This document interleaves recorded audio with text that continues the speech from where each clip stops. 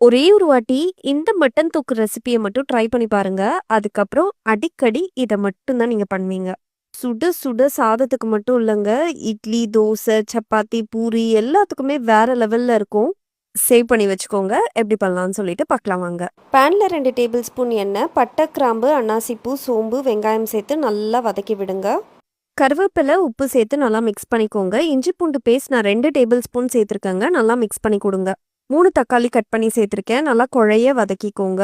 1/2 teaspoon மஞ்சத்தூளையும் சேர்த்து mix பண்ணிட்டு 2 table spoon குழம்பு மிளகாத்தூள் சேர்த்துக்கிறேன். கூடவே சீரகத்தூளும் கரம் மசாலாவையும் சேர்த்து நல்லா மிக்ஸ் பண்ணிக்கோங்க. குழம்பு மிளகாத்தூள் இல்லாதவங்க மிளகாத்தூளும் மல்லித்தூளும் சேர்த்துக்கோங்க. நான் 3/4 கிலோ மட்டனை க்ளீன் பண்ணி வச்சிருக்கேன். அதையும் சேர்த்துட்டு மேலே திரும்பவும் நான் 1 டேபிள் ஸ்பூன் குழம்பு மிளகாத்தூள் சேர்த்துக்கிறேன். நல்லா மிக்ஸ் பண்ணி கொடுத்துட்றேன். மசாலாவும் மட்டனும் நல்லா ஒன்று சேர கோட் ஆனதும் ஒரு 1/4 கப் அளவுக்கு தண்ணி சேர்த்துக்கோங்க. 2 நிமிஷம் நல்லா ஹை ஃப்ளேம்லயே கலந்து குடுத்துட்டு, கை நெறைய புதினாவையும் சேர்த்து